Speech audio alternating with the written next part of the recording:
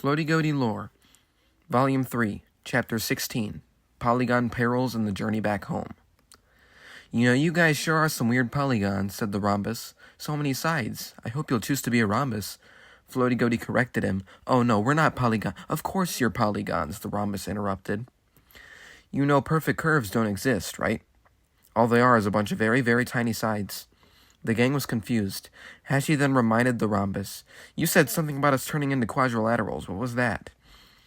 The rhombus went on to explain the entire life of Polygon in this section of the universe. The people of this universal segment are all polygons, no matter how many sides they all are. But eventually there comes a time in which they must become something better. It's like a job of sorts. Now, I chose to become a rhombus. Rhombusia is the best home a polygon could ask for. I'm not biased or anything, but all the other places suck. Take a look around then. Take a look around this time. Embrace the world you're going into. As the gang entered Rhombusia, they became two-dimensional. They were shocked, but the rhombus continued talking about the life of a polygon. When you become a quadrilateral, you have a few choices of places to live. You can obviously become a rhombus and live in Rhombusia, but you could also become a square, a rectangle, a trapezoid, or a kite.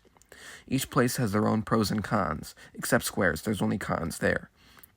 Floaty Goaty was still shocked at the 2D landscape of Rhombusia. Hashi then asked, "Why are we here exactly?" The rhombus said, "Well, you're gonna choose. Fun, ain't it?" "What?" the gang shouted in unison. Floaty Goaty tried to escape, quickly, but the rhombus grabbed the rocket and brought them back. "Well, you can't do that." Floaty Goaty quickly stepped out of the rocket and tried to shoot the power stone at the rhombus, but it shot straight through. Persistent, eh? We're all 2D here, no width to be shot at. We're forever immortal. Just face it, you're not getting out of here, the rhombus shouted. Never in a million years would Floaty Goaty think that he'd die, or live forever more so, in a two-dimensional universe. He knew there was no way out, which ruined him. He didn't speak a word for the rest of the journey. But you may be thinking, Floaty Goaty has gone on countless adventures that seemed impossible at first, but he persevered. How is it that something so small a threat could make him fail to prosper? He is paranoid because he had forgotten that he had been here before. A long, long time ago, he made his way to this planet as a curious young goat who knew little about the universe in which he was born, and knew nothing of other planets such as this. His only hope was the now deceased Floaty Goaty, his father. After he was rescued, he faced a long lecture on why he should never go out to other dangerous planets such as that of Rhombusia, because Floaty Goaty's only other son had fallen to evil. Floaty Goaty was his only hope. Just a few short months before his untimely death, Floaty Goaty told Floaty Goaty to listen closely. He calmly explained, "You, my son, are destined for greatness. You will make this world full and do great things. You are the hope of our universe. There will come a time when I must leave you to see my father. But always remember, my son, I am with you. Every time you feel down, just look at your hoof and take a gander at that mark. See mine? It's the same. That is how we know you are special. I can assure you, you will do great things." Floaty Goaty thought long and hard about his father's words, ignoring the pure existence of anything around him. He knew that he was destined to save the universe, and he was not going to let a bunch of shapes stop him. He was going to get out of their universe and find his way back to Goofy Planet, and he knew exactly who to call for help. He called 2 people on his phone and began to get everyone out of the rocket, making sure to bring the shrink ray on reverse mode. The rhombus began to scream at them, telling them to get back in the rocket at this instant, but he grabbed the rhombus so that it could not even touch him, and grabbed 3 more to create a shuriken out of them. He threw it in the sky, ripping a hole back out to space, and rhombuses from all around started to attack the gang. Karen screamed loudly at the rhombi, causing a ring in the ear that temporarily immobilized them. Floaty Goaty complimented Karen's work and then flew up to the hole he made in the sky. He flew out and grabbed the shuriken he made and teleported it onto his weapon. This killed the rhombi that created the shuriken. Then he looked in the distance and saw 2 large circles coming towards him. He used the reverse function on the shrink ray to make them huge. They were the recently married couple, Jadiel and Queso. As they became big, they ate all of the shape planets and began to take bites out of the rhombus world. The rest of the gang grabbed onto Floaty Goaty's hand and he flew them all out of the rhombus world. As Jadiel and Queso finished eating the rhombus world, Floaty Goaty installed a torture device and put the rhombus king inside and left him there to float in space for all of eternity. Then, Jadiel and Queso put the rest of the gang on their backs and began to roll back to Goofy Planet. On the trip back, as Hashi consoled him, Floaty Goaty thought of everything that had happened that day.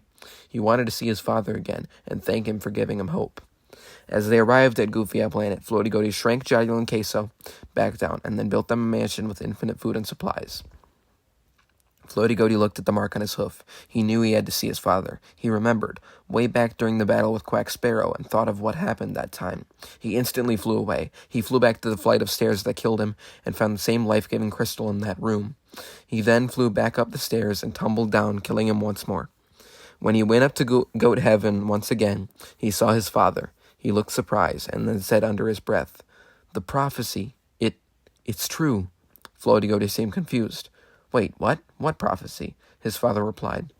"This is the prophecy of Donald Shrimp, a warrior extensive in power, whose journey started at Goofy Tower, believes that what he sees and all that is joy and all is glee. But only then will he realize he must open his hidden third eye. He looks back to the past to see his younger self, gets reminded of his former stature, his better days. He comes back to the future full of pride, but that pride leads to his demise. His friends will fall and one will turn, leaving the whole world under my command to burn." Donald Shrimp made this prophecy as soon as he saw the battle with the Ohio Final Boss near Goofy Tower, and knew that he would not win. He predicted the odds of Floaty Goaty's victory to be 0.0001%. As soon as Floaty Goaty heard this, he rubbed the stone, not even thinking about his father. He came back to life in that underground shack and flew back up to the rest of the gang. He then remembered at home he had left his speed upgrade he found in the underground room during the fight with Black Sparrow. He quickly flew over and grabbed it, and at lightning speed flew up to the planet with Donald Shrimp, Power Stone and artifact in hand. They locked eyes immediately. "So," said Floaty Goaty, "my odds of survival are low, huh?" Donald Shrimp replied, "Indeed, I cannot predict the exact future, but I know you will not prosper against me. Even after my death, I will remain as a spirit to haunt this planet until I physically cannot anymore.